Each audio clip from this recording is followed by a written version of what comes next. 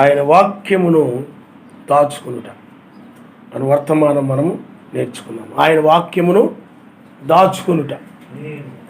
చూడండి, నా కుమారుడా, నీవు నా మాటలను అంగీకరించి నా ఆజ్ఞలను నీ యొద్ద దాచుకుని నీ ఎడల. ఆయన వాక్యమును దాచుకోవాలి. ఎందుకంటే వాక్యములో జీవముంది కాబట్టి, వాక్యము నిన్ను ఉగ్రతుండి రక్షించేది కాబట్టి, అందువల్ల వాక్యాన్ని దాచుకోవాలి. లోకంలో మనుషులు ఈ యొక్క లోక సంబంధమైన ధనాన్ని, బంగారాల్ని, లేకపోతే వాటిని వీటిని విలువైనగా ఎంచి వాటిని దాచుకునే రీతిగా వాక్యాన్ని దాచుకోరు. మరి వాక్యాన్ని దాచుకోవడం అంటే ఏదో బీరువాలో పెట్టి దాచుకోవడం కాదు. అవి ఎంతో అవసరమైనవని, అవి ప్రాణానికి సంబంధించినవి. ఈ లోకంలో ఇవన్నీ కూడా దేనికి సంబంధించినవి చెప్పండి? ప్రాణానికి, శరీరానికి సంబంధించినవి. కానీ వాక్యం అనేటువంటిది నీ ఆత్మకు సంబంధించింది. అందువలన ఈ శరీరము కేవలం నిష్ప్రయోజనం. ఒక దినాన ఈ శరీరము మట్టిలో కలిసిపోతుంది. ఇది అంతలో కనబడి అంతలో మాయమయ్యే ఆవిరి లాంటిది ఈ ప్రాణం. అందువలన నీతిమంతులైనట్లయితే ఆయన వాక్యమును దాచుకొని దాని ప్రకారం నడిచిన వారైనట్లయితే వారు కృషించిపోయినా కానీ, మరణించినా కానీ మరలా తిరిగి నూతన శరీరాన్ని పొందుకొని పైకి వెళ్ళిపోతారు. వాక్యము ఆ విధంగా చెప్తా ఉంది. కాబట్టి పిల్లరా, ఇక్కడ నా మాటలను అంగీకరించి నా ఆజ్ఞలను యొద్ద దాచుకుని ఎడలా. కాబట్టి వాక్యం మనం వింటున్నామనంటే, ఎవరైనా వింటున్నారనంటే వారు ఆ వాక్యాన్ని దాచుకుంటారు. ఎక్కడ దాచుకుంటారు అని అంటే హృదయములో దాచుకుంటారు. ఆయన హల్లెలూయా, హల్లెలూయా, హృదయములో. అందుకనే ఈ యొక్క హృదయము ఆ వాక్యము చేత నింపబడి ఉంటుంది అన్నమాట. ఆ వాక్యాన్ని ఆ హృదయములో దాచుకొని దాని ప్రకారము జీవించాలి. అందుకనే ఈ హృదయములో వాక్యము ఎందుకు దాచుకోవాలని అంటే, ఆ వాక్యము నిన్ను నిత్య రాజ్యములోనికి తీసుకుని వెళ్తుంది కాబట్టి, నిత్య జీవాన్ని ఇస్తుంది కాబట్టి, ఇంకా నిన్ను మరణించకుండా ఒక అమర్చితలో నిన్ను వాక్యము నివసింపజేస్తుంది కాబట్టి, అందుచేత వాక్యము కోసము నిలబడాలనంటే ఆ వాక్యాన్ని దాచుకోవాలి. వాక్యాన్ని దాచుకోవడం అంటే భద్రంగా ఉంచుకో. ఏ ధనాన్ని లేకపోతే నీ ఇంట్లో ఉన్న సామాన్లని ఎవరు దొంగిలించకుండా, ఎవరు పట్టుకుపోకుండా, నీ ఇంట్లో బయటకు వెళ్ళేటప్పుడు తాళం వేసి వెళ్తుంటాం. ఎందుకని? భద్రత కోసం. ఇదంతా ఏంటంటే దొంగల లోకం కాబట్టి, అపవిత్రుల యొక్క లోకము కాబట్టి, అందుచేత నీవు వాటిని భద్రత కోసము తాళం వేసి లోపల ఆ సామాన్లు ఉంచుకొని నువ్వు బయటికి వెళ్ళిపోతుంటావు. లేకపోతే ఏదైనా ఊరు వెళ్ళేటప్పుడు, ఎక్కడికైనా వెళ్ళేటప్పుడు తాళం తీసి తలుపు తీసేసి వెళ్ళిపో. ఎందుకంటే అవి భద్రంగా ఉండాలని, నీ ఇంట్లో వస్తువులన్నీ కూడా, సామాన్లన్నీ కూడా భద్రంగా ఉండాలని, అవి ఎవరు కూడా పట్టుకుపోకూడదని వాటిని అలాగ దాచుకుంటాం. అలాగే వాక్యాన్ని కూడా అపవాది ఏమాత్రము కూడా వాటిని హృదయంలో నుండి త్రోసివేసి వాడొచ్చి నీ హృదయంలో నివాసము చేయకుండా ఉండు నిమిత్తమై ఈ హృదయంలోనికి అపవాది వచ్చి ఆ వాక్యాన్ని పట్టుకుపోకుండా, లేకపోతే వాడు దాన్ని వంకర చేయకుండా ఉండు నిమిత్తమై ఆ వాక్యాన్ని హృదయములో భద్రపరచుకోవాలి. ఆయన నామమున హల్లెలూయా, హల్లెలూయా. అందువల్ల ఈ వాక్యము ఎక్కడ ఉంటుంది అంటే, ఎక్కడ దాచుకోవాలి అని అంటే హృదయంలోనే దాచుకోవాలి. వాక్యాన్ని దాచుకునే చోటు ఏమిటంటే హృదయమే. హృదయంలోనే తప్ప మరెక్కడా కూడా నువ్వు వాక్యాన్ని దాచుకోలేవు. బీరువాలో నువ్వు బైబిల్ పెట్టచ్చు, దాన్ని దాచుకోవచ్చు, బైబిల్ ఎవరు పట్టుకుపోకుండా. కానీ లేకపోతే ఇంట్లో ఎక్కడైనా దాయొచ్చు నువ్వు, అది పాడవకుండా. కానీ అంత మాత్రం చేత నువ్వు వాక్యాన్ని దాచుకున్నట్టు కాదు. వాక్యాన్ని ఎక్కడ దాచుకోవాలి అంటే హృదయంలోనే దాచుకోవాలని చెప్పి వాక్యము చెప్తుంది. ఆయన నామమున హల్లెలూయా, హల్లెలూయా. చూడండి, 2 కొరింథీయులకు రాసిన పత్రిక 3వ అధ్యాయము మొదటి నుండి మనం చదువుకున్నాం. మమ్మును మేమే తిరిగి మెప్పించుకొని మొదలు పెట్టుచున్నామా? కొందరికి కావలసినట్టు మీ యొద్దకైనను మీ యొద్ద నుండి అయినను సిఫారసు పత్రికలు మాకు అవసరమా? మా హృదయముల మీద వ్రాయబడి ఉండి మనుష్యులందరూ తెలుసుకొనుచు చదువుకొనుచున్న మా పత్రిక మీరే కారా? రాతి పలకల మీద గాని సిరాతో గాని వ్రాయబడక మెత్తని హృదయములు అను పలక మీద జీవము గల సర్వశక్తిమంతుని ఆత్మతో మా పరిచర్య మూలముగా వ్రాయబడిన మెస్సయ పత్రిక ఉన్నారని మీరు తేటపరచబడుచున్నారు. ఆయన నామమునిస్తారు.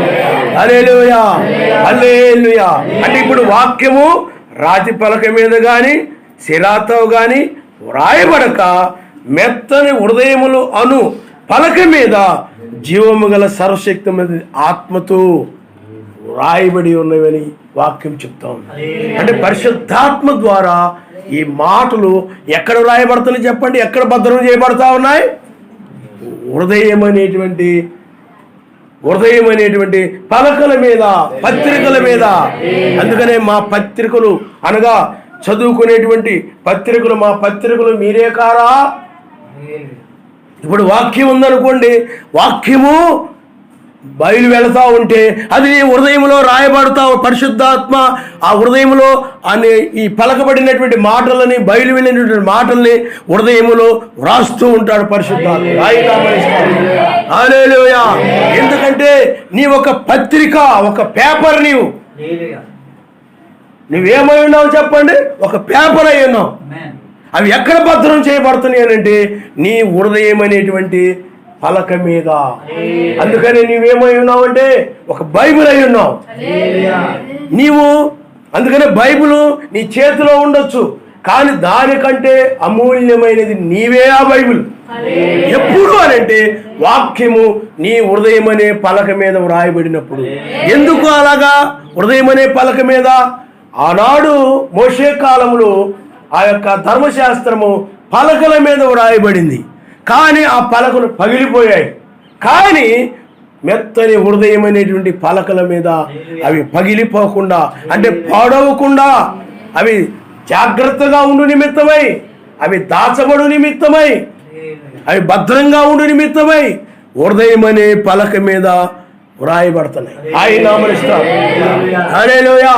అందుకనే నీవే ఆ పత్రికలు, అంటే నీవే ఆ సువార్తలు. లోకా సువార్త నీవే, మత్తయి సువార్త నీవే, అలాగే ఆ యొక్క మార్కు సువార్త నీవే, యోహాను సువార్త నీవే, రోమా పత్రిక నీవే, అలాగే కొరింథీ పత్రిక నీవే, గలతీ పత్రిక నీవే, ఎఫెసీ పత్రిక నీవే, అలాగే ఫిలిప్పీ పత్రిక నీవే, కొలసీ పత్రిక నీవే, అలాగే తిమోతికి రాసిన పత్రికలు, ఫిలోమోనుకు రాసిన పత్రికలు, తీతుకు రాసిన పత్రికలు, ప్రకటన గ్రంథం, అన్ని పత్రికలు కూడా నీవే. అలాగే బైబిల్లో ఉన్నటువంటి ఆది కాండము, ఎందుకంటే మన పితరులు ఎలా జీవించారో ఏమిటో, నిర్గమాకాండము, లేవీకాండము, ఈ యొక్క ద్వితీయోపదేశ కాండము, సంఖ్యాకాండము, ఇలాగ 5 కాండాలు ఉన్నాయి. ఆ తర్వాత నిర్గమాకాండం. ఇవన్నీ మనం చదువుతూ ఉంటాం. ఆదికాండం తర్వాత ఒక్కొక్కటి రావడం, ఆ తర్వాత రాజుల గ్రంథాలు, కీర్తనల గ్రంథాలు, ఇవన్నీ ప్రవచన గ్రంథాలు, ఇవన్నీ కూడా బైబిల్లో కనబడతా ఉంటాయి. అవన్నీ నీవే. వాక్యము ఎక్కడికి వెళ్ళింది చెప్పండి. అంతకుముందు ఈ పేపర్ మీద ఉన్నటువంటిది కాస్త ఈ హృదయం అనేటువంటి పలక మీద రాయబడి, ఆ రాయబడడం ద్వారా నీవేమవుతున్నావు అంటే ఒక పత్రిక, ఒక బైబిల్ అవుతున్నావు. ఆయన ఆ రోజుల్లో పత్రికలు మీరు కారా అంటే కొరింథీ సంఘానికి మాత్రమే రాయడం వలన ఆ పత్రికలను ఉపయోగించాడు. కానీ ఆ పత్రికలు కూర్చడం ద్వారా ఏమైపోయి చెప్పండి. పౌలు గారు రాసిన పత్రికలన్నీ కూర్చారు, ఏ సంఘాలకు రాశారు, అవన్నీ కూర్చడం ద్వారా ఒక బైబిల్ అయింది. క్రొత్త నిబంధన అయింది, పాత నిబంధన ఉంది. ఇవన్నీ కూడా ఎక్కడ ఉన్నాయి చెప్పండి. నీవే వాక్యమై ఉన్నావు అన్నమాట. ఈ పత్రిక ఏమిటి చెప్పండి? వాక్యము. పేపర్ రూపంలో కనబడతా ఉన్నది కానీ, పత్రిక రూపంలో కనబడతా ఉన్నది కానీ వాక్యమై ఉన్నది. కాబట్టి నీ హృదయంలో ఉండాలంటే వాక్యం ఉండాలి. అప్పుడు నువ్వు వాక్య ప్రకారంగా మాట్లాడతావు. ఆ వాక్యమే నీ హృదయంలో వస్తా ఉంటుంది. ఎందుకంటే ఆ వాక్యం హృదయంలో రాయబడింది కాబట్టి. ఆ హృదయంలో పరిశుద్ధాత్మ తీసుకొని మాట్లాడుతూ ఉంటాడు అన్నమాట. నీవు కాదు మాట్లాడేది, పరిశుద్ధాత్మే. ఆయనే మీలో ఉండి మాట్లాడుతాడు. ఏమి మాట్లాడవలనో అనే దాని గురించి పరిశుద్ధాత్మే అంటే వాక్యము నీలో నుండి బయలు వెళ్తా ఉంటుంది. అందువల్ల వాక్యముని వింటున్నావంటే ఆ వాక్యము పరిశుద్ధాత్మ ఎవరిలో అయితే ఉంటుందో ఈ వాక్యాన్ని పరిశుద్ధాత్మ రాస్తూ ఉంటాడు ఆ హృదయంలో. ఆ వాక్యము హృదయంలో ఉంటుంది. రాతి పలకల మీదో మామూలు పేపర్ల మీదో కాదది. మనకు ఏదో జ్ఞాపకాన్ని చదువుకోవడానికి రాసుకుంటుంటాం, కానీ అదేంటంటే హృదయంలో భద్రంగా ఉంచుకోవడానికి ఆయన నామనిస్తాడు.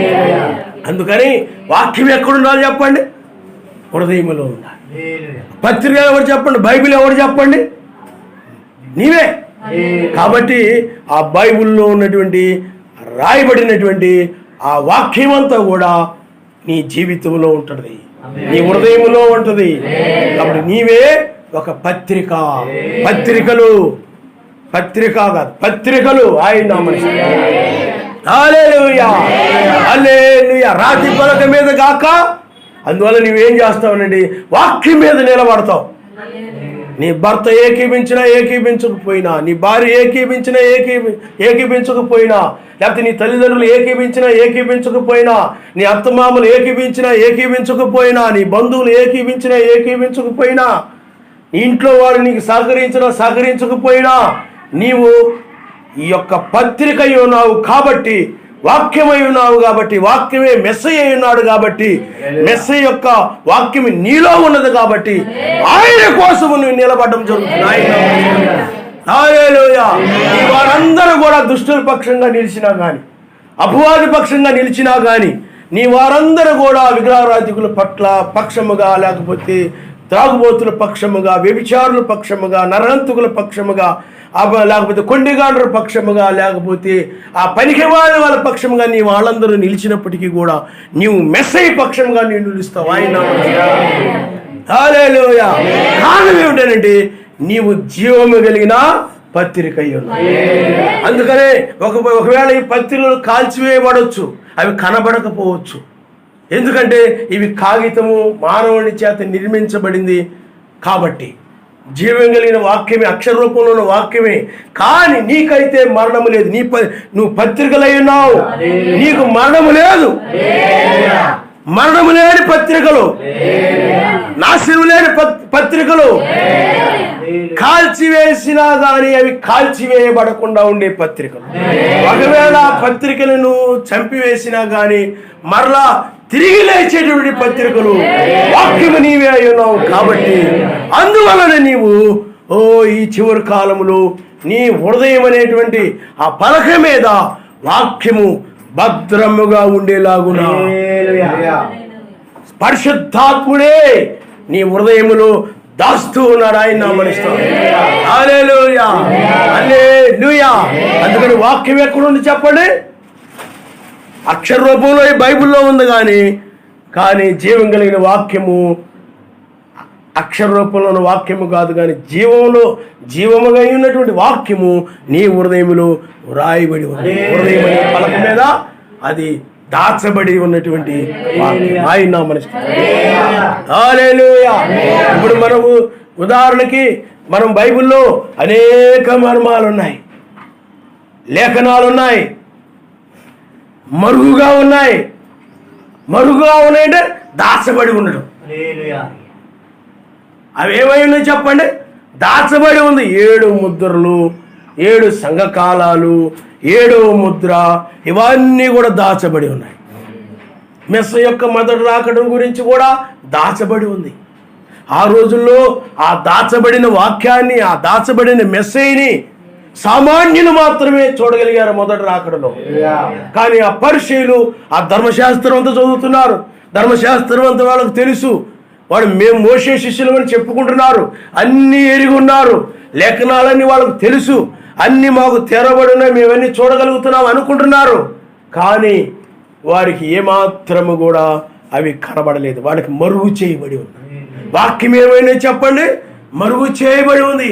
అందుకనే ఆయన ఎవరో వాడు ఎరుగక ఆయన సిలువ వేశారని లేఖనాలు సెలవిస్తూ ఉన్నాయి. కానీ ఆయన మనకు మరుగు చేయబడి లేడు. వారికి దాచబడి ఉన్నాడు, కానీ మనకు ఆయన దాచబడిన వాడుగా లేడు. ఆయన మనిస్తాడు. హల్లెలూయా. అందుకనే ఆ రోజుల్లో వాళ్ళకి ఆయన దాచబడి ఉన్నాడు కాబట్టి ఈయన సర్వశక్తిమంతునితో తన్ను తాను సమానునిగా హెచ్చించుకుంటున్నాడు. ఈయన పాపి అయిన మనుషుడు మాకు బోధింప వచ్చాడు, ఇతర బోధ మేము వినేదేమిటి? ఏమండి, మాకు తండ్రి ఒక్కడే, ఆయన కొడుకు లేదు, ఏమీ లేదు, మాకు 3 దేవుళ్ళు కాదు, ఆయన ఒక్కడే అని ఆ యొక్క యూదులు గ్రహించలేక ఆ విధంగా మాట్లాడారు. కానీ ప్రియులారా, వాళ్ళు చెప్పింది వాస్తవమే, ఒక్కడే. కానీ ఆ ఒక్కడే 3 కార్యాలని మనకి ఈనాడు తేటపరచబడి. హల్లెలూయా, హల్లెలూయా. అందువల్లే తెరవబడినటువంటి దాచబడిన వాక్యము తెరవబడింది. దానిని మన హృదయంలో ఇప్పుడు మనం దాచుకుంటున్నాం, ఆయన భద్రంగా ఉంచుకుంటున్నాం. అందుకనే మనం ఆయన నామములో మనం బాప్తిజం పొందాం. ఆయన ఒక్కడనే మనం నమ్ముతున్నాం. మనకు దాచబడింది ఏమీ లేదు. సంఘ శాఖలకు, మత శాఖ సంఘాలకి 7 ముద్రల గురించి తెలియదు, 7 సంఘకాలాల గురించి తెలియదు, ఆయన ఒక్కడని తెలియదు. ఆయన బాప్తిజం ఏ విధంగా తీసుకోవాలో ఆ గుంపుకు తెలియదు. అందువల్ల ఆ గుంపు తీర్థంలో బాప్తిజం పొందుతూ ఉంటారు. వాళ్ళకి తెరవబడలేదు. వాళ్ళు తెరవబడక ఏమంటున్నారంటే మీ బైబిల్ వేరా, మా బైబిల్ వేరా, బైబిల్ అంతా ఒక్కటే కదా, బైబిల్ అంతా ఒక్కటే. కానీ నీకు వాక్యము దాచబడి ఉంది, మాకు తెరవబడింది. ఆయన మనిషి నువ్వు అక్షర రూపంలో చదువుకుంటున్నావు. నీవు అక్షర రూపంలో తండ్రి, కుమార, పరిశుద్ధాత్మ, ఇదిగో 3 ఉన్నారు కదా.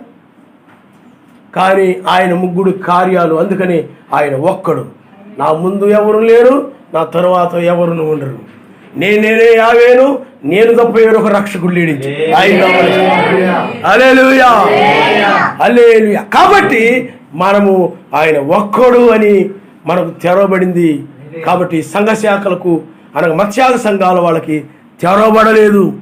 దాచబడి ఉన్న వాక్యము, ఆ మర్మము తెరవబడలేదు. అందుకనే బైబిల్లో ఏమి రాయబడిందంటే లోక జ్ఞానులకు, వివేకులకు ఆయన మరుగు చేసి పసిబాలురు వంటి వారికి ఆయన బయలుపరుస్తూ ఉన్నాడు. ఆయన కాబట్టి దాచబడి ఉన్నది కాబట్టి ఆయన బయలుపరుస్తున్నాడనే మాట చెప్పాడు. ఆయన వాక్యం ఏమి దాచబడి లేదనుకోండి, బయలుపరుచుననే మాట ఉపయోగించాల్సిన పని లేదు. అందుకనే లోక జ్ఞానం, అందుకే సంఘాలు ఈనాడు లోక జ్ఞానము చేత, లోక తెలివితేటల చేత, లోక వివేకము చేత సంఘాలని నడిపించబడతా ఉన్నాయి. కానీ పసిబాలురు వంటి వారు, నేర్చుకునే స్వభావం కలిగిన వారు మాత్రమే ఈ తెరవబడినటువంటి వాటిని చూడగలుగుతారు. అందుకే పరిశుద్ధాత్మ వీటిని తెలుస్తాడని వాక్యం చెప్తుంది. హల్లెలూయా, హల్లెలూయా. ఆ తర్వాత 7 సంఘ కాలాలు. మనం ఏ సంఘ కాలంలో ఉన్నామో 7వ దూత ద్వారా, అందుకని 7వ దూత పలుకు దినముల్లో మర్మము సమాప్తమగునని, ఆ మర్మము తెరవబడతాయని వాక్యం చెప్తా ఉంది. కాబట్టి స్పష్టంగా 7 సంఘకాలాలు. ఇప్పుడు మనము లౌదీక సంఘకాలంలో ఉన్నామని, లౌదీక సంఘము ఎలా ఉందో, ఆ లౌదీకుల సంఘం ఎలా ఉందో ఇప్పుడు కూడా సంఘాలు కూడా అదే విధంగా ఉన్నాయి. సంఘాలు ఈనాడు ధనాపేక్ష కలిగి ధనవృద్ధి చేసుకుంటూ మాకేమీ కొదువు లేదు, మాకు ఏమీ పర్వాలేదు, మాకు ఇంట్లో ఏమీ కొదువు లేదు, అన్నీ ఉన్నాయి, మాకు డబ్బు కొదువు లేదు, మాకు ఆస్తులు కొదువు లేదు, మాకు ఏమీ కొదువు, బంగారానికి కొదువు లేదు, ఇదిగో మా పిల్లలకు కావాల్సిన అన్నిటి కూడా అన్ని సమకూర్చాము ఈ లోకంలో, అందులో మా పిల్లలకు కూడా ఏ కొదువు లేకుండా, మాకు ఏ కొదువు లేకుండా ఆ విధంగా మమ్మల్ని ఎంతో దీవించాడు ఆయన, ఆశీర్వదించాడు ఆయన అని ధనవృద్ధి చేసుకుని ఆ విధంగా ఉన్నాయి సంఘాలు.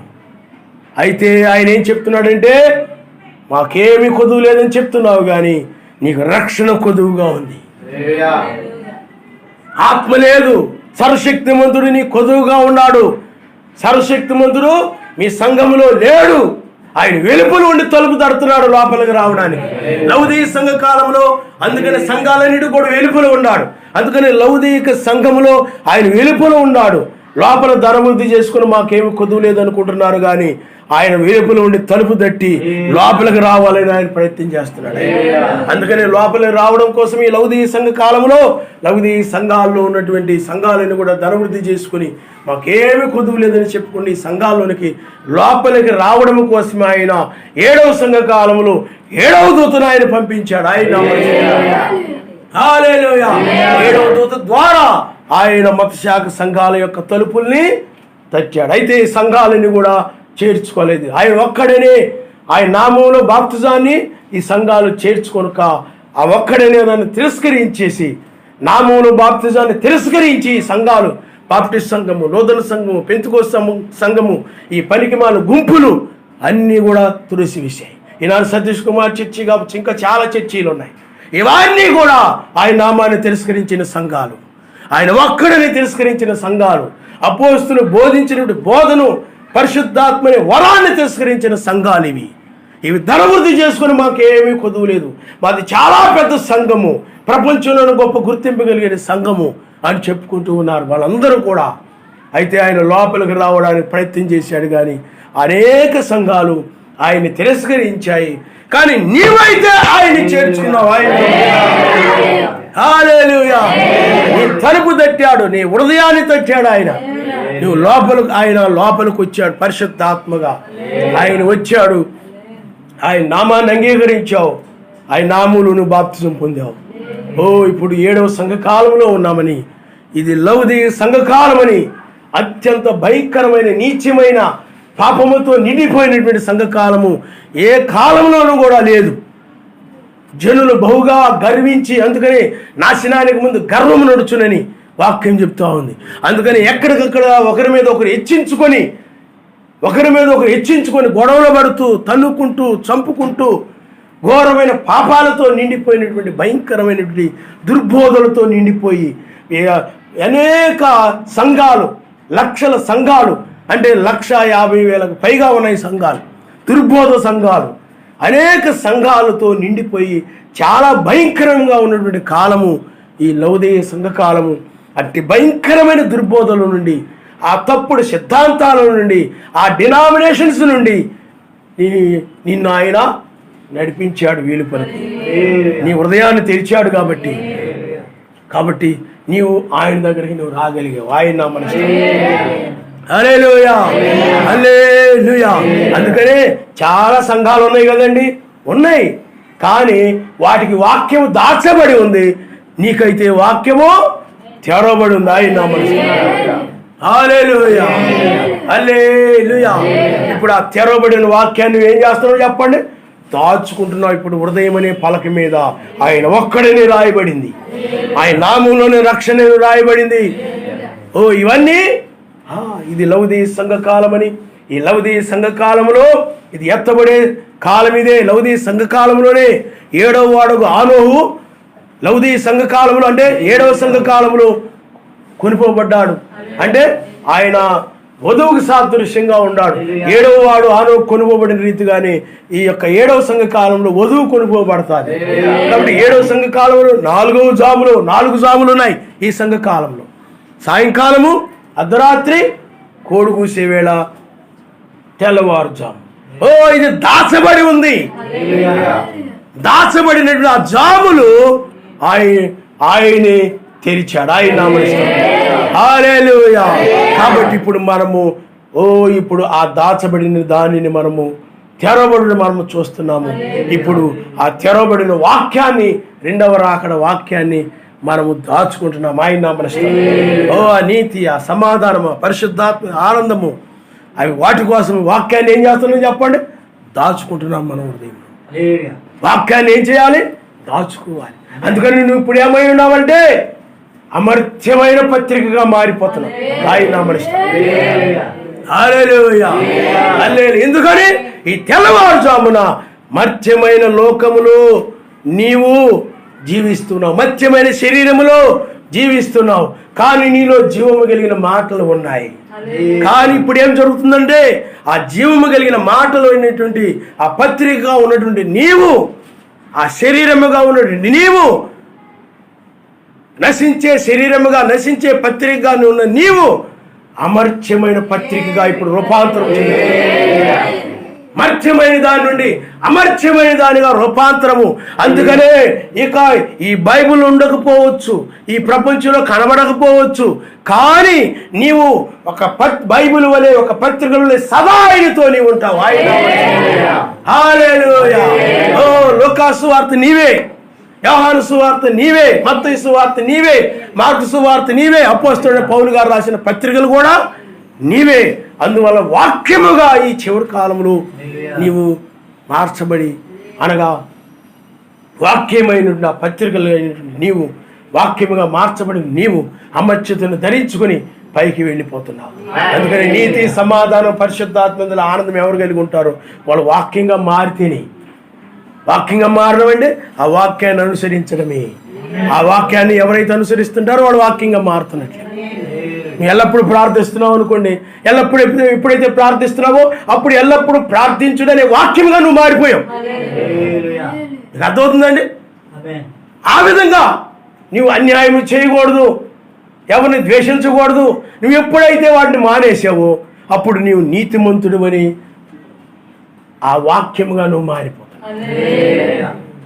ఎప్పుడైతే నీవు ఆయన వాక్యానికి విరోధంగా ఉంటావో అప్పుడు ఆయనతో నువ్వు సమాధాన పడినప్పుడు ఇంకా ఆయనకి నీకు మధ్య సమాధానం కలుగుతుంది. అప్పుడు నువ్వేమవుతావు చెప్పండి? సమాధాన సువార్తను ఇప్పుడు నువ్వు సమాధానం పొందుకున్నట్టు ద్వారా ఇప్పుడు సమాధాన పత్రికగా, నీతిగల పత్రికగా, సమాధానము కలిగిన పత్రికలుగా, అలాగే నీవు లోకానందాలను విడిచిపెట్టేసి, మనుషులు ఎందుకు కొనుక్కుంటున్నారు, మనుషులు ఎందుకు పరిగెడుతున్నారంటే ఆనందాల కోసం. అవి కొనుక్కొని ఆనందిస్తూ ఉంటారు. ఎవరి ఇళ్లలోనైనా వాళ్ళ ఇళ్లలో లేని కానీ కనపడినట్లయితే ఏడుస్తూ ఉంటారు.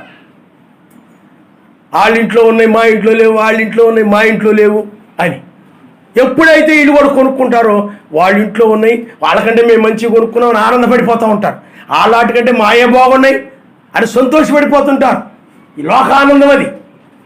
ఈ లోక సంబంధమైన వాటి ఎందు ఆనందించే వాళ్ళు లోకానందం కలిగిన వాళ్ళు. వాటి ఆ ఆనందాలన్నీ పోయి విడిచిపెట్టేసి ఆ పరిశుద్ధాత్మ ఏందనగా వాక్యమే పరిశుద్ధాత్మ కాబట్టి ఈ వాక్యమును బట్టి, రాకడను బట్టి ఆనందిస్తున్నావు అనుకోండి, అప్పుడు నీవు పరిశుద్ధాత్మ యందు ఆనందించు పత్రికగా ఆయన. హల్లెలూయా. కాబట్టి ఇప్పుడు ఏమైపోయింది చెప్పండి? దాచబడినటువంటి రెండవ రాకడ మనకి తెరవబడింది. ఆయన తన రాజ్యముతో వస్తాడని, మహిమతో వస్తాడని వాక్యం చెప్తుంది. ఆ మహిమ ఏమిటో పరిశుద్ధ పర్వతం మీద ఆయన ప్రదర్శించాడు. ఆ మహిమేమిటో పరిశుద్ధ పర్వతం మీద ప్రదర్శించాడు. అదే ఆయన రాజ్యము. ఇప్పుడు ఆ మహిమను మనము ధరించుకుంటున్నాము. అది ధరించుకుంటేనే పైకి కొనిపోబడతారని వాక్యం చెప్తా ఉంది. కాబట్టి పిల్లరా, అందుకని ఆయన అస్తమయమును వస్తాడు, అర్ధరాత్రి వస్తాడు, లేకపోతే కోడి కూసే వేళ వస్తాడు, తెల్లవారుజామున వస్తాడు. ఏ జామును వస్తాడో అనుంది బైబిల్. మార్క్సు వార్త 13వ అధ్యాయము 35వ వచనములో ఉంది. ఏ జామును వస్తాడో. అప్పటి వరకు అందరూ ఏమనుకునేవారంటే ప్రకృతిలో ఏదో ఒక జాములో వస్తాడేమో. కాబట్టి పిల్లారా, ఈనాడు ఆత్మ సంబంధమైన జాములు మనకి బయలుపరచబడ్డాయి. వేకు చుక్క, ఆత్మ సంబంధమైన వేకు చుక్క ఉంది. ఆయన ఆ వేకు నక్షత్రం. ఇప్పుడు ఆ వేకు నక్షత్రం బయలుపరచబడడం ద్వారా బ్రహ్మం గారు అది సాయంకాల వర్తమానం అని చెప్పాడు. మరి సాయంకాలం ఉందంటే మరి మిగతా జాములు కూడా ఉండాలి కాబట్టి అందుకనే సాయంకాలంలో ఆ యొక్క ఇస్సాకు కొరకు ఆ యొక్క ఎలియాజరు రెబెకాని కలిశాడు. ఆయన నామనిస్తాడు. హల్లెలూయా.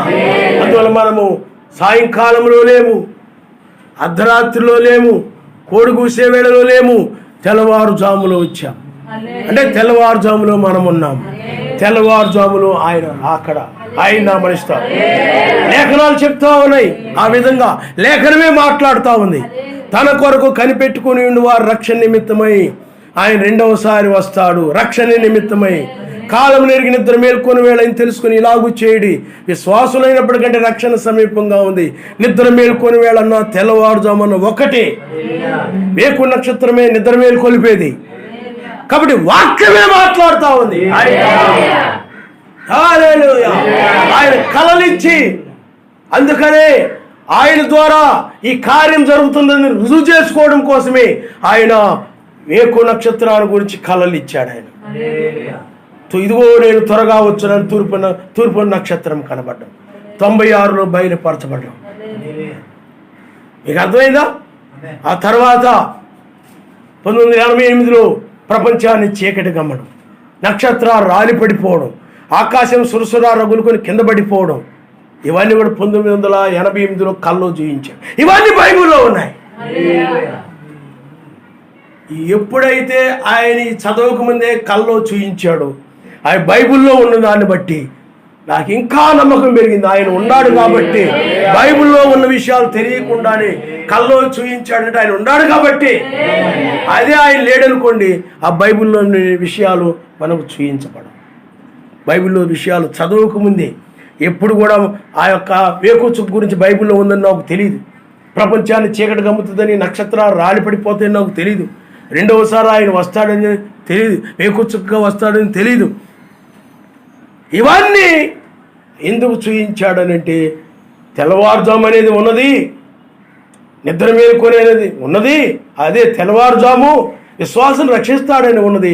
ఆ తెల్లవారుజాము అనేది ఎప్పుడు ఆరంభమవుతుంది అని తెలియాలనంటే దానికోసమే ఆయన కళల ద్వారా చూయించి ఆ తర్వాత లేఖనములు ఆయన బయలుపరిచి ఆయన యొక్క తెల్లవారుజాము 1996 నుండి ఆరంభమైందని ఆయన బయలుపరిచాడు. ఆయన హల్లెలూయా.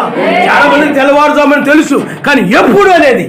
అందుకనే బైబిల్లో రెండవసారి ఆయన ఒక దినము, ఒక జాము, ఒక గడియలో వస్తాడని ఉంది. కానీ ఆ దినం ఎప్పుడు ఆరంభమైందో, ఆ జాము ఎప్పుడు ఆరంభమైందో ఎవరికి తెలియదు అని బైబిల్లో ఎక్కడ కూడా దాని గురించి లేదు. కానీ నాడు అకస్మాత్తుగా అది బయలుపరచబడింది. ముందుగా ఎవరికి తెలీదు. 14 సంవత్సరం నుండి ఆయన రాకడ ఆరంభమైందని ముందు ఎవరు చెప్పలేకపోయారు. ముందు ఎవరికి తెలియదు. ఆ దినము, ఆ యొక్క ఉగ్రత దినము, లేకపోతే మెస్సీ యొక్క రాకడ దినము 14 సంవత్సరం నుండి ఆరంభమైందని ఆనాడు ఎవరు చెప్పలేకపోయారు. ఉందని తెలుసు అందరికీ. ఒక దినం ఉందని తెలుసు, ఒక రాకడ ఉందని తెలుసు, ఒక ఉగ్రత ఉందని తెలుసు, అవన్నీ తెలుసు. కానీ ఎప్పుడు అనేది వాళ్ళకి తెలియదు. కానీ మనకి ఎప్పుడు అది ఆరంభమైందో, ఎప్పుడు నుండో మనం ఎరిగి ఉన్నాం. ఆయన అనేక రుజువులు ఇచ్చాడు ఆయన. అందుకని 1906లో సాయంకాలము లవదీ సంఘకాలం ఆరంభమైందని బ్రహ్మం గారు చెప్పారు. ఆయన 1906 నుండి 30 సంవత్సరాలు జాముకి 3 గంటలైతే, ఇలాగా సంవత్సరాల్లో చూసినట్లయితే 1996 ఖచ్చితంగా ఆ యొక్క తెల్లవారుజాము ఆరంభమవడం మనం చూస్తున్నాం. అందుకనే బ్రహ్మం గారికి బయలుపరిచిన ఆయనే ఆదోతి మనకు కూడా ఈ తెల్లవారుజామును బయలుపరిచాడు. ఆయన హల్లెలూయా. 4 జాముల్లో ఆయన ఉన్నాడు. అందుకనే బ్రహ్మం గారు పుట్టుకలో ఆయన ఉన్నాడు, మరణములో ఆయన పాత్ర ఉంది. జాన్సన్ గారు మరణములో పాత్ర ఉంది, అలాగే ఇప్పుడు కూడా పుట్టుకలోను పాత్ర ఉంది. ఆయన నామనిస్తాడు. అందుకని ఆయన 1909లో ఆయన జన్మిస్తే 1969లో ప్రతిదీ కూడా అంటే ఆయన రాకడ ఇదని రుజువు చేయడం కోసం ఈ 4 జాములు సమయంలో మనం ఉన్నామని ఈ తెల్లవారుజాము సమయంలో మనం ఉన్నామని, అనగా లౌదీయ సంఘకాలం 4 జాములు ఉన్నాయని, ఇవి ఆత్మ సంబంధమైన జాములని ఆయన నామనిస్తారు. హల్లెలూయా. అందుకనే బైబిల్లో ఉన్న వారందరూ కూడా ప్రకృతి సంబంధమైన, అనగా సూర్యుని వలన ఏర్పడినటువంటి దినముల్లోనూ జాముల్లోనూ లేపబడ్డారు. వాళ్ళు ప్రకృతి సంబంధమైన సూర్యుడు, ఆ సూర్యుని యొక్క దినముల్లోనూ జాముల్లోనూ లేపబడ్డారు. అది ఆ తెల్లవారుజాము 8వ దినము 3వ దినము ప్రకృతి సంబంధమైన సూర్యుని వల్ల కలిగినటువంటిది. దానిలోనే రెబ్బకా కానీ, దానియేలు కానీ, మెస్సయ్య కానీ అందరూ బయటకు వచ్చారు. కానీ ఇది ఆత్మ సంబంధమైన, పరలోక సంబంధం నీతి సూర్యుని వల్ల ఏర్పడినటువంటి దినాలివి. ఆ సూర్యుని యొక్క జాములివి, ప్రకృతి సంబంధమైన జాములు కాదు. అనగా ప్రకృతి సంబంధమైన సూర్యుని వల్ల కలిగినటువంటి జాములివి కాదు. ఆయనే నీతి సూర్యుడు. ఆ నీతి సూర్యుని వల్ల కలిగినటువంటి జాములు.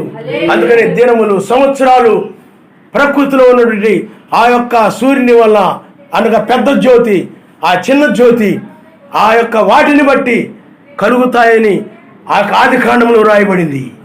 కానీ మనము ఏ సూర్యుని బట్టి? పరలోక సంబంధమైన సూర్యుని బట్టి, నీతి సూర్యుని ఆయనను బట్టి 7 దినాలు వచ్చాయి, 7 సంఘకాలాలు వచ్చాయి. ఇప్పుడు మనం 8వ దినంలో మనం ఉన్నాం. ఇవన్నీ కూడా ఆ నీతి సూర్యుని వలన కలిగినటువంటివి. దాచబడినటువంటి 2వ రాకడ మనకి ఈనాడు బయలుపరచబడింది. ఆయన హల్లెలూయా. చాలా మంది 2వ రాకడ గురించి చెప్తున్నారండి. చెప్పొచ్చు, ఎప్పటి నుండో చెప్తున్నారు. అది ఆ సూచనలు జరుగుతున్నాయి, ఈ సూచనలు చెప్తున్నారు, చెప్పొచ్చు. కానీ వారు 2వ రాకడలో లేరు. 2వ రాకడ అంటే ఏమిటో వాళ్ళకి తెలియదు. 2వ రాకడలో ఏం జరుగుతుందో వాళ్ళకి తెలియదు. కానీ మనం తేటగా లేఖనముల ద్వారా వాని క్రియలు చొప్పున ప్రతి వానికి జీతమిస్తాడని లేఖనములు చెప్తున్నాయి. కాబట్టి దాని ప్రకారము మనము చూస్తున్నాం. దాన్ని ఆయన మనకు బయలుపరిచాడు. అందుకని నోహ దినాలకు, లోతు దినాలకి ఖచ్చితంగా అది సరిపోవడం మనం చూస్తున్నాం. ఆయన కాబట్టి అందుకని ఇది ఉగ్రత నుండి తప్పించుకునే సమయము. కాబట్టి ఈ ఉదయకాలపు వర్తమానాన్ని, ఈ వాక్యాన్ని ఈ హృదయంలో దాచుకోవాలి. ఎక్కడ మర్చిపోతానా, ఎక్కడ విడిచిపెడతానా అని హృదయంలో ఏం చేయాలి చెప్పండి? దాచుకోవాలి. చూడండి, మనం యాకోబు రాసిన పత్రిక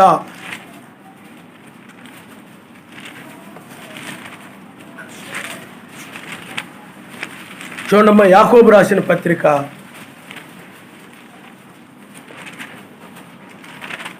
1వ అధ్యాయము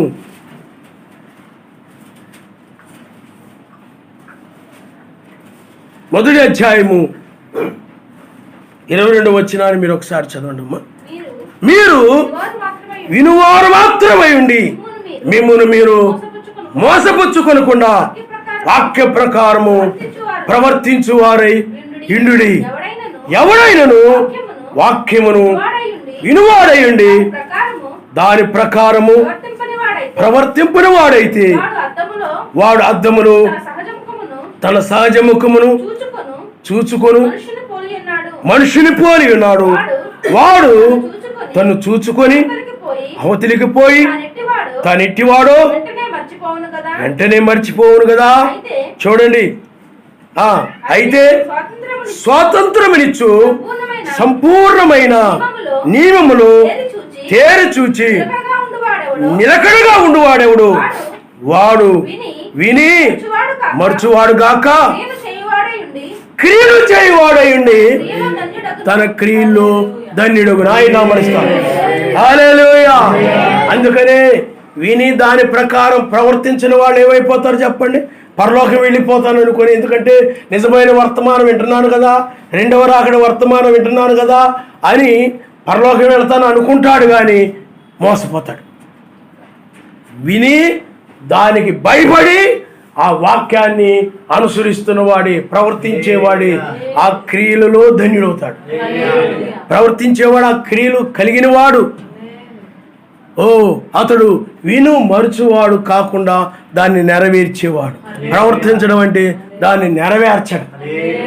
అయితే మోసపోయేవాళ్ళు వాక్యం వింటారు, వర్తమానం వింటారు, కానీ దాన్ని మరలా బయటికి వెళ్ళిపోయిన తర్వాత ఐక్య విచారంలో పడిపోయి ఈ జీవన సంబంధం విచారాల్లో పడిపోయి ఈ యొక్క ఇతర ఆపేక్షల్లో ఆ కోరికల్లో పడిపోయి లోక కోరికల్లో లోకాపేక్షల్లో పడిపోయి ఈ వాక్యం ఏమైపోతాడు గచ్చపదలు ముళ్ళ తుప్పల చేత ఆ ఐక్య విచారాలు ఆ యొక్క ఇతర ఆపేక్షలు వచ్చేసి ఆ ధన మోసము ఇవన్నీ వచ్చేసి ధనాపేక్షలు ఇవన్నీ వచ్చేసి ఐక్య విచారాలు ఇవన్నీ వచ్చేసి ఆ ఆపేక్షని అంటే పరలోకానికి చేరాలని నెరవేర్చాలని ఆపేక్షని అమర్చితను ధరించుకోవాలని ఆపేక్షని ఇవి అణిచివేస్తాయి. అప్పుడు వీటి ప్రకారం ప్రవర్తించాలని ఆసక్తి పోయి ఆపేక్ష పోయి ప్రార్థించాలనే ఆపేక్ష పోయి ఈ ఐక్య విచారాలతో కొనసాగుతూ ఉంటారు. ఇలాంటి వాళ్ళు మోసపోతారు. ఇలాంటి వాళ్ళు విడిచిపెట్టబడతారు. ఎందుకంటే వాళ్ళు వాక్యాన్ని వాక్య ప్రకారంగా ప్రవర్తించనీయకుండా వాక్య ప్రకారంగా నడవనివ్వకుండా ఈ లోక సంబంధం విచారాలు అడ్డుగా వచ్చేస్తాయి. అవే ఆ విచారంలో పడిపోయి వాక్యాన్ని మరిచిపోతారు. విన్న వాక్యాన్ని యొక్క తలంపుల్లో చింతల్లో వాళ్ళ గురించి వీళ్ళ గురించి ఇంట్లో ఉన్నటువంటి ఆ యొక్క ఆ ఐక్య సంబంధమైన వాటిని బట్టి ఆలోచిస్తూ వాక్యం వాళ్ళలో ఏమైపోద్ది చెప్పండి, మరుగున పడిపోద్ది. వాక్యము జ్ఞాపకం రాదు, వాక్యమును మరిచిపోతారు. అందువల్ల ఎప్పుడు ఎలాగ ప్రవర్తించాలో ఎక్కడ ఏ విధంగా నడవాలో వాక్య ప్రకారంగా ఏ విధంగా మాట్లాడాలో ఏమిటో తెలియక ఏది పడితే అది మాట్లాడడం, ఎలాగ పడితే అలాగ నడవడం, అలాగ వాక్యానికి విరోధంగా జీవిస్తూ ఉంటారు.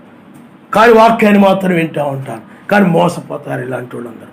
కాబట్టి వాక్యాన్ని నీ హృదయంలో దాచుకోవడం అంటే ఆ వాక్యాన్ని నువ్వు ఎప్పుడు కూడా ఎక్కడ మర్చిపోతానో అని ఎప్పుడు కూడా వాక్యాన్ని నువ్వు గుర్తు చేసుకుంటూ ఉండాలి, జ్ఞాపకం చేసుకుంటూ ఉండాలి. వాక్యాన్ని ఎప్పుడు కూడా జ్ఞాపకం చేసుకుంటూ ఉండాలి. ఈ ఐక్య విచారాలు ఇవన్నీ కూడా ఈ చింతలన్నీ కూడా ఆయన మీద అప్పగించేయి. ఈ లోకంలో అవసరమైన అయినప్పటికీ కూడా మీ చింత యావత్తు నాకు అప్పగించి నిబ్బరమైన బుద్ధి కలిగిన వారై అని వాక్యం చెప్తుంది. కాబట్టి నీకు ధనం అవసరము కావచ్చు ఈ లోకములో, లేకపోతే ఇంకేమైనా వస్తువులు ఏమైనా అవసరమైనవి ఉంటాయా, ముఖ్యంగా అవసరమైనవి ఏమైనా ఉండొచ్చు. అవన్నిటి గురించి నువ్వు విచారించకుండా ఏమైనా నీకు కావలసి ఉంటే ఆయన ఇస్తాడు. కాబట్టి ఆయన దయా సంకల్పంలో ఉంటుంది. అందుకని ఏం చెప్పండి, నా రాజ్యమును నా నీతిని మొదటగా మీరు వెతకండి, ఇవన్నీ మీకు అనుగ్రహించబడి ఆయన చెప్పాడు. కాబట్టి అందువల్ల నీవు నీ చింతలన్నీ కూడా ఆయనకు అప్పగించేసి వాక్యాన్ని జ్ఞాపకం చేసుకుంటూ ప్రార్థించుకుంటూ వాక్యాన్ని జ్ఞాపకం చేసుకుంటూ ప్రార్థిస్తూ ఉన్నప్పుడు ఆ వాక్యము నీ హృదయంలో దాచబడి ఉంటుంది. కాబట్టి ఆ వాక్య ప్రకారంగా నువ్వు ప్రవర్తిస్తూ ఉంటావు. వాక్య ప్రకారంగా ప్రవర్తిస్తూ నువ్వు పై కొనుగోబడతావు. ఆయన హల్లెలూయా హల్లెలూయా. అందుకనే ఆ అపోస్తుల బోధకుని ఇప్పుడున్నటువంటి వర్తమానానికి వ్యత్యాసం ఉంది. అప్పుడు వర్తమానం ఏమిటనంటే అవిశ్వాసులని పాపులని ఆయన దగ్గర నడిపించింది. ఇప్పుడు వర్తమానం ఏమిటనంటే మధ్య ఆకాశానికి ఎక్కి రమ్మని పిలుస్తాం, లోకం నుండి పైకి రమ్మని పిలుస్తా ఉంది. ఎప్పుడైతే నువ్వు పైకి వస్తావో చూడండి, మెస్సయ్య పునరుద్ధానం చెందక ముందు ఒక వాక్యముగా ఉన్నాడు. పునరుద్ధానం చెందిన తరువాత వాక్యముగా అమర్త్యమైన వాక్యముగా ఆయన ఉన్నాడు. ఆయన అందుకనే పునరుద్ధానానికి ముందు ఆయన చీకటిలో వెలుగుని తీసుకొచ్చినట్టు పాపుల హృదయాల్లో నీతిని తీసుకొచ్చినటువంటి అపవిత్రుల హృదయాల్లో పవిత్రతను తీసుకొచ్చిన వెలుగుగా ఆయన ఉన్నాడు. చీకటిలో వెలుగును తీసుకొచ్చిన వాడుగా ఆయన ఉన్నాడు. ఆయన మరలా తిరిగి లేచిన తరువాత పిల్లారా, ఆయన తిరిగి లేచిన తరువాత మీరు గమనించండి, ఆయన చీకటిలో వెలుగును తీసుకుని వచ్చేవాడుగా లేడు. కానీ పిల్లారా, ఆయన అమర్త్యుడుగా ఆయన ఉన్నారు. అంటే పూర్తిగా ఈ చీకటి లోకం నుండి ఆ తెల్లవారుజాములో తెంచబడిన వాడుగా ఉన్నాడు. చీకటిలో వెలుగుగా లేడు, చీకటి నుండి పూర్తిగా తెగిపోయిన వాడుగా ఉన్నాడు. ఇంకా ఆయన చీకటికి ఆయనకి ఏ సంబంధం ఇక లేదు. నీవు కూడా ఇప్పటి వరకు ఈ యొక్క తెల్లవారుజాము ముందు వరకు కూడా చీకటిలో వెలుగుగా ఉన్నావు. నీవు ఇప్పుడు వేకుచుక్క వర్తమానం వల్ల ఆ సొదొమ గొమొర్రా అనే చీకటి నుండి వాళ్ళు వెలుగులకు వెళ్ళిపోయిన రీతిగానే నీవు కూడా ఈ వర్తమానం వలన ఈ చీకటి లోకము నుండి ఈ చీకటి ఆశల నుండి మర్త్యమైన నశించే కాలిపోయే ఈ లోక సంబంధమైనటువంటి ఆశల నుండి నువ్వు తెంచబడి పైకి మెస్సయ్య వలె లేపబడతావు. హల్లెలూయా హల్లెలూయా. నీవిక అమర్త్యమైన లోకములో అమర్త్యమైనటువంటి ఆ రాజ్యములో అమర్త్యమైన వెలుగుగా నువ్వు జీవిస్తూ ఉంటావు. ఆయన హల్లెలూయా. ఇప్పుడు మనకది బయలుపరచబడింది. అందుకనే పిల్లారా, ఇప్పుడు వాక్యాన్ని నువ్వేం చేయాలంటే భద్రం చేసుకోవాలి. అంటే మర్చిపోకుండా ఉండాలి. మర్చిపోయావనంటే ఆ వాక్యాన్ని నీ హృదయంలో భద్రం చేసుకోండి. నిర్లక్ష్యంగా నీవు ఉంటున్నావు. వాక్యం అంటే నీకు లెక్కలేదు. అందుకని చూడండి, కొంతమంది ఆ డబ్బు ఏదైనా ఒక వస్తువులు అక్కడ పెట్టినప్పుడు అది పదే పదే జ్ఞాపకం చేసుకుంటారు. దేనికి ఎక్కడైనా మర్చిపోతానేమో.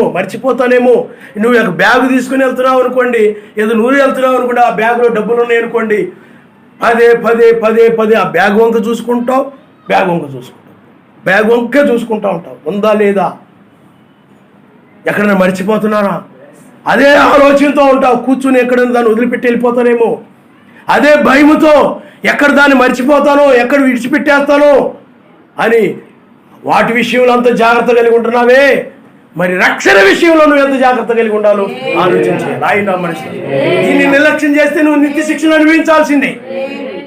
అందువల్ల ప్రతి మాటని పదే నువ్వు జ్ఞాపకం చేసుకుంటావు. ప్రతి వర్తమానాన్ని జ్ఞాపకం చేసుకుంటూ ఉండాలి. అందుకనే దివారాత్రులు వాక్యమును చదువుతూ ఉండాలి. దివారాత్రులు వాక్యమును వింటూ ఉండాలి. అప్పుడు నీవు దాని హృదయంలో అది ఎప్పుడు కూడా ఏదైతే వింటుంటావో అదే నీ తలంపుకు వస్తూ ఉంటుంది, జ్ఞాపకానికి వస్తూ ఉంటుంది. అందులో వాక్యాన్ని ఎప్పుడు కూడా దివారాత్రులు వింటూ ధ్యానిస్తూ ఉండాలి. ఈ వేకు నక్షత్రం యొక్క వర్తమానాన్ని చాలా మందికి ఇంతకుముందు పోయిన వారం ఏ వర్తమానం చెప్పేవో గుర్తుండదు, అంతకుముందు వారం ఏ వర్తమానం చెప్పేవో గుర్తుండదు, అంతకుముందు వారం ఏం చెప్పేవో గుర్తుండదు. కారణం ఏమిటంటే వాళ్ళు మర్చిపోతూ ఉంటారు. వాళ్ళకి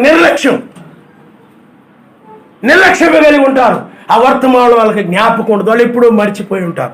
మరలా నేను ఎక్కడ చెప్పినప్పుడు అవును పలానప్పుడు చెప్పాను అప్పుడు గుర్తుకు వస్తూ ఉంటాను. అది కాదు, ఎప్పుడు కూడా వాక్యము నీ హృదయాల్లో మర్చిపోకుండా విని మరిచివారి వలె కాకుండా దాన్ని ప్రవర్తించి ఆ క్రియలు పొంది ఉండాలంటే అమర్త్యమైన క్రియ అనగా నీతి, సమాధానము, పరిశుద్ధాత్మ ఆనందాన్ని పొందుకోవాలంటే నీవు ఎల్లప్పుడూ కూడా వాక్యమును ధ్యానిస్తూ ఉండాలి. హల్లెలూయా. అప్పుడు 30 దంతులు 60 దంతులు 100 దంతులుగా ఫలిస్తావు. నీతి, సమాధానము, పరిశుద్ధాత్మ. కానీ మిగతా కొంతమంది అయినట్లయితే ఆ వాక్యమును వినేసి ఐక్య విచారంలో పడిపోయి ఈ బాధల్లో, సమస్యల్లో, వాటిలో వీటిలో పడిపోయి దాన్ని మర్చిపోతారు. ఆ గొడవలో ఈ గొడవలో పడిపోయి ఆ వాక్యాన్ని మర్చిపోయి దాని ఎడల జాగ్రత్త లేకుండా, జాగ్రత్త అన్నా దాచుకోవడం అన్నా భద్రత చేసుకోవడం అన్నా ఒకటే అర్థం. దీన్ని మర్చిపోతూ ఉంటారు వాక్యాన్ని, దాని ప్రకారం ప్రవర్తించరు. ఇలాంటి వాళ్ళు ప్రమాదంలో పడిపోతారు. దివారాత్రి వాక్యాన్ని ధ్యానించమని బైబిల్ సరదాగా చెప్పలేదు. నువ్వు దాన్ని అనుసరించాలి. నాకు తెలుసులే, నేను ఎన్నాళ్ళే, నేను ఎరుగుదులే నాకు అని నువ్వు అనుకొని ఆ వాక్యం ఏమిటో నువ్వు తెలియకుండా ఉన్నట్లయితే ఆ వాక్యాన్ని నువ్వు వాక్య ప్రకారంగా ప్రవర్తించవు కాబట్టి విడిచిపెట్టబడతావు. కాబట్టి పిల్లారా, ఆలోచించేయండి.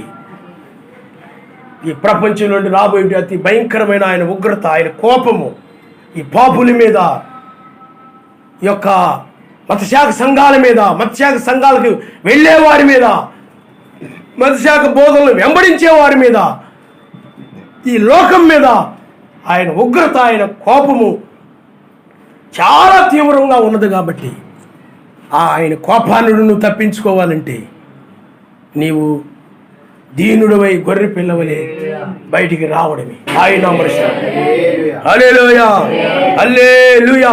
అందుకనే వాక్యాన్ని కొన్నిసార్లు గద్దించినప్పుడు, చెప్పినప్పుడు, ఉగ్రత రాబోతుందని చెప్పినప్పుడు నువ్వు దాన్ని తప్పించుకోకుండా నన్ను ఇలాగెందుకు అనాలి, పాస్టర్ గారు నాకు అలాగెందుకు చెప్పాలి, అందరి ముందు నన్ను ఇలాగెందుకు అనాలి అని నువ్వు మనసులో కోపం పెట్టుకున్నట్లయితే ఆ కోపాన్ని బట్టి నువ్వు నీతిని నెరవేర్చలేవు, ఆ వాక్యాన్ని పాటించలేవు, ఆ గద్దింపును నువ్వు పాటించవు, ప్రమాదంలో పడిపోతావు, ఉగ్రతలో పడిపోతావు నీవు.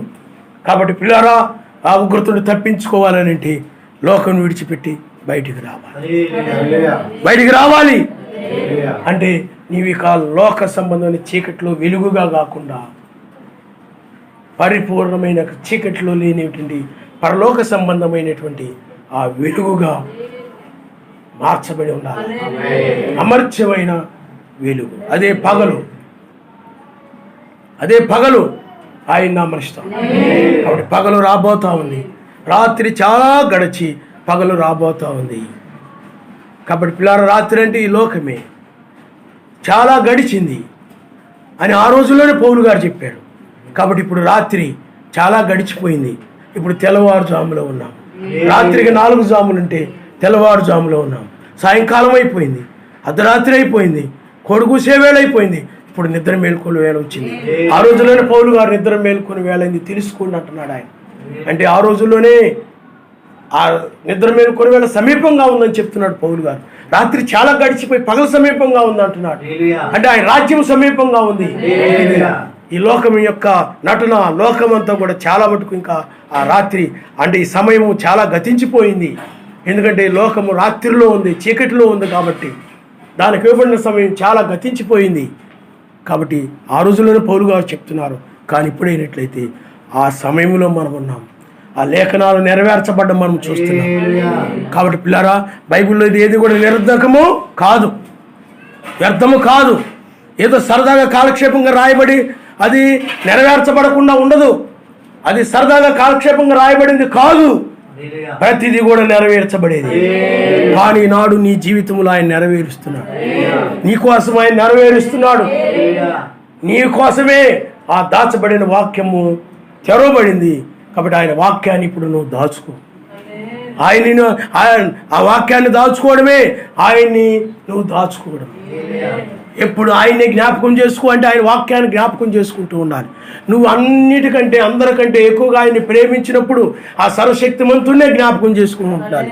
ఎందుకంటే ఆయన నీకు ప్రియమైన వాడు, నీకు ఇష్టమైన వాడు, నీ కోసం ప్రాణం పెట్టినవాడు, నీ కోసం మరలా రెండవసారి నిన్ను రక్షించుటకు వచ్చినవాడు, నిన్ను ప్రేమించి నిన్ను తీసుకుని వెళ్ళి సదా ఆయనతో ఉంచుకొనుటకై, ఆయనతో సదా ఉంచుకొనుట కొరకై ఆ రాజ్యములో ఆయన వచ్చాడు. కాబట్టి నీవు ఆయనే నువ్వు జ్ఞాపకం చేసుకుంటూ ఉండాలి. ఆయన వాక్యాన్నే జ్ఞాపకం చేసుకో. ఎవరైనా ఏదైనా నిన్ను అన్నారు అనుకోండి, ఆ మాటలు జ్ఞాపకం చేసుకోవద్దు, వారిని క్షమించి వదిలేసేయి. చాలా మంది ఎవరైనా నిందలేస్తే, లేకపోతే ఇబ్బంది పెడితే, సమస్యలు పెడితే, లేకపోతే రకరకాలుగా అవమానపరిస్తే, ఏమైనా ఉన్నట్లయితే వెనక వాటిని మరిచిపోమ్మని, నీ జీవితంలో ఏమైనా పొరపాట్లు ఉన్నట్టయితే, లోపాలు ఉన్నట్లయితే వాటిని సరిదిద్దుకొని పశ్చాత్తాపడి వాటిని విడిచిపెట్టేసి వాటిని మరిచిపో. ఎందుకంటే ఆయనే సముద్రములో పడేసి, అంటే మర్చిపోవడం అనే సముద్రంలో ఆయన పడేశాడు. నీ పాపాలను ఆయనే జ్ఞాపకం చేసుకున్నప్పుడు నీవు కూడా నీ పాపాలను జ్ఞాపకం చేసుకో. అది అయిపోయింది. నిన్నెవరైనా ఏదైనా అంటే అవి అయిపోయినాయి, వాటిని క్షమించి వదిలిపెట్టేసేయి. జ్ఞాపకం చేసుకోవలసింది వాక్యాన్ని. హల్లెలూయా, హల్లెలూయా. చాలా మంది మా ఆయన నన్ను ఇలాగన్నాడు, నా భార్య ఇలాగంది, అలాగన్నాడు, నా పిల్లలు ఎలాగన్నారు, లేకపోతే మా నాన్నగారు ఎలాగన్నారు, లేకపోతే మా అత్తగారు ఎలాగన్నారు, లేకపోతే మా మామగారు ఎలాగన్నారు, లేకపోతే మా బావగారు ఎలాగన్నారు, లేకపోతే వాళ్ళు ఎలాగన్నారు, నా బంధువులు ఎలాగన్నారు, అన్యులు ఎలాగన్నారు, లేకపోతే వీళ్ళు అలాగన్నారు, వీళ్ళు అలాగన్నారని అవి వాటి గురించి బాధపడుతూ, వాటి గురించి ఆలోచిస్తూ, ఆ మాటలని జ్ఞాపకం చేసుకుంటూ, వాళ్ళు ఎలా కోపడ్డారో ఏమిటో ఆ మొహ కవళికలన్నీ జ్ఞాపకం చేసుకుంటూ వాక్యాన్ని మర్చిపోతారు. అలాంటి పరిస్థితుల్లో కూడా నీవు వాక్యాన్ని జ్ఞాపకం చేసుకు. మెసేజ్ పడితే జ్ఞాపకం చేసుకున్నాడు. ముళ్ళ కిరీటం పెట్టారు, కొడా దెబ్బలతో కొడుతున్నారు, భుజం మీద సిలువ పెట్టారు, రకరకాలుగా నిందలు వేస్తున్నారు. వాక్యాన్ని జ్ఞాపకం చేసుకున్నాడు. ఆయన నామనిస్తాడు. హల్లెలూయా. వీళ్ళను రక్షించడానికి నేను వచ్చాను, నీళ్ళెవరు నన్ను ఎరగలేదు, వీళ్ళు నేను ఎలా గుద్దుతున్నారు, అలా గుద్దుతున్నారు, బాబా ముళ్ళ కిరీటం ఇలా నెత్తి మీద, అది జ్ఞాపకం చేసుకోవట్లేదు. ఆయన వాక్యాన్ని జ్ఞాపకం చేసుకున్నాడు. అయ్యా వీళ్ళు ఏమి చేస్తున్నారు వీళ్ళకి తెలియదు, వీళ్ళని క్షమించమన్నాడైతే ఆయన. హల్లెలూయా. ఎవరు ఆయన్ని సిలువ వేసిన వారు? రోమీయులు, వాళ్ళకు వ్యభిచారులు, విగ్రహారాధికులు. రోమ విగ్రహారాధనతో కూడింది అది. వాళ్ళొక నరహంతకులు. ఆ సైనికులు వాళ్ళందరూ త్రాగుబోతులు. ఈనాడు ఎలాగైతే త్రాగుబోతులు సైనికులు ఎలాగైతే బాటిల్స్ ఇస్తారు, వాళ్ళకి తాగేస్తూ ఉంటారు. మాంసాపేక్ష కలిగిన వారు, మాంసము లేకుండా ఉండలేరు వాళ్ళు. ఖర్చు ఏమి లేకపోయినా మాంసం ఉండాల్సిన క్రైస్తవుడు అంటున్నాడు, నాకు చేపల కూర కానీ మాంసం కానీ లేకపోతే ఆ రోజు తిండి తినండి నేను. అది ఉండాల్సిందే, అది లేకపోతే నాకు ముద్దలు లోపలికి వెళ్దంటున్నాడు. కాబట్టి ఆ విధమైన రోమా సైనికులు ఆయన రకరకాలుగా ఇబ్బంది పెట్టినప్పటికీ కూడా మెస్సీ ఏం చేసేది చెప్పండి? వాళ్ళు చేసేటువంటి హేయమైన క్రియలని, ఆ బాధలని, ఆ దెబ్బలని జ్ఞాపకం చేసుకుంటూ ఆయన బాధపడలేదు. కానీ వారి పాపమును బట్టి, నాయన వీరు ఏం చేస్తారో వీళ్ళకి తెలియదు నాయన, క్షమించిన ఆయన ఆనాడు రోమీలు ఆయన ఆ విధంగా చేశారు. ఇప్పుడు ఆ రోమా ఆత్మ కలిగిన వారు, ఆ మత్స్యాఖ సంబంధమైన ఆత్మ కలిగిన వారు మీళ్ళల్లో కూడా ఉంటారు. వాళ్ళకు భర్త రూపంలోనూ లేకపోతే మత్స్యాఖ సంబంధమైన రూపంలోనూ అన్ని సంబంధమైన రూపంలోనూ వాళ్ళు ఉండి ఆ రోమీలు చేసినట్లుగా నిన్ను కూడా నీ పట్ల కూడా వ్యవహరిస్తూ ఉంటారు. అయినప్పటికీ కూడా నువ్వు వాక్యం మీద నిలబడాల్సిందే. ఒక యెజబెలు వలె చెయ్యొచ్చు, అయినా కానీ ఏలియా వలె నువ్వు నిలబడ. నీ కుటుంబంలో ఒక యెజబెలు ఉండొచ్చు, నీ ఇంట్లో ఒక ఇస్కరియోతు యోధా ఉండొచ్చు. నీ ఇంట్లో ఆ ఇస్కరియోతు యోధాను ఆయన చూడండి ప్రేమించాడు. ఆయన ఇస్కరియోతు యోధాను చూసి ముఖం ఇలా అలా పెట్టుకొని లేడు, ముఖం మార్చుకొని అలా లేడు. ఆయన ఇస్కరియోతు యోధాను కూడా ఆయన ప్రేమించాడు. చిలకాడా ముద్దు పెట్టి నువ్వు అప్పగిస్తున్నావా? అలాగే రోమా సైనికులు లాంటి వాడు నీ ఇంట్లో ఉండొచ్చు, బాటిల్ తాగుతూ ఈ విధంగా వ్యభిచారిగా నీ ఇంట్లో ఉండొచ్చు. అతని వల్ల నీకు శ్రమలు రావచ్చు. అలాంటి వారు అక్కడ ఉన్నారు, ఆయా కాలాల్లో ఉన్నారు. కానీ నీ గృహాల్లో కూడా ఉండొచ్చు. అయినప్పటికీ నువ్వు అందరికంటే ఎక్కువగా ఆయన నువ్వు ప్రేమించి వాక్యం హల్లెలూయా. నీవు అలాంటి రోమా సైనికుల పక్షంగా ఎవరు నిలిచారు అని అంటే పరిసయ్యులు, సద్దూకయ్యులు నిలిచారు. యెజబెలు పక్షంగా కొంతమంది నిలిచారు. అలాగే నీవు ఆ యొక్క విగ్రహారాధికుల పక్షముగాను, త్రాగుబోతుల పక్షముగాను, దొంగల పక్షముగాను, వ్యభిచారుల పక్షముగాను నువ్వు నిలిచి అవి సమర్థిస్తూ నీవు నీతిమంతులకు వ్యతిరేకంగా నువ్వు నిలబడకూడదు. మీకు అర్థమైందా? వాక్యానికి దూరం అయిపోయినా పర్వాలేదు, పరలోకానికి వెళ్ళకపోయినా పర్వాలేదు, నువ్వు లోకాన్ని సంపాదించుకొని లోకమై ప్రేరేపించే వ్యక్తిగా నీవు ఉండకూడదు. వాక్యం మీదే నువ్వు నిలబడాలి. చివరి కాలం రక్షించబడాలంటే ఆయన మనిస్తా. హల్లెలూయా. కళ్ళ ఉంచుకోండి, మనం ప్రార్థన చేసుకున్నాం. అమూల్యమైనటువంటి కాలంలో మనం ఉన్నాం. ఒక గొల్యాతు మీ ఇంట్లోనే ఉండొచ్చు, అసలు ఒక నీ భర్తగా ఉండొచ్చు, లేకపోతే నీకు ఒక తమ్ముడుగా ఉండొచ్చు, లేకపోతే ఒక అన్నగా ఉండొచ్చు. అలాంటి గొల్యాతులు ఆత్మ కలిగిన వారు మీ గృహాల్లో ఉండొచ్చు. అయినప్పటికీ కూడా నువ్వు వాక్యం మీద నిలబడాలి ఈ చివరి కాలంలో. హల్లెలూయా, హల్లెలూయా, హల్లెలూయా. వాళ్ళకి లోక బలం కలిగి ఉంటారు. లోక బంధు బలము, జన బలము, కుల బలము, మత బలము, ఈ రకాలైన బలాలన్నీ కూడా వాళ్ళు కలిగి ఉంటారు. ఆనాడు యెజబెలు జనబలము కలిగి ఉంది, కానీ ఏలియా సర్వశక్తిమంతుని బలము కలిగి ఉన్నాడు. గొల్యాతు ఫిలిష్తీయుల బలం అంతా ఉంది అతడికి. దావీదుకి సర్వశక్తిమంతుడే బలము, సంసోనికి సర్వశక్తిమంతుని బలము, దెలీలాకి లోకమంతా ఆ ఫిలిష్తీయులు బలముగా ఉన్నారు. ఆలోచన చేయండి. ఇస్కరియోతు యోధాకు లోక బలం ఉంది, పరిసయ్యులు వాళ్ళ బలమంతా ఉంది. నువ్వు కూడా ఈ బంధు బలము, లోక బలము చూసుకొని ఆ ప్రేమను ఇంకా లోకస్తుల మీద, మృతుల మీద, ఆ మత్స్యానికి సంబంధమైన వాళ్ళందరూ కూడా మృతులు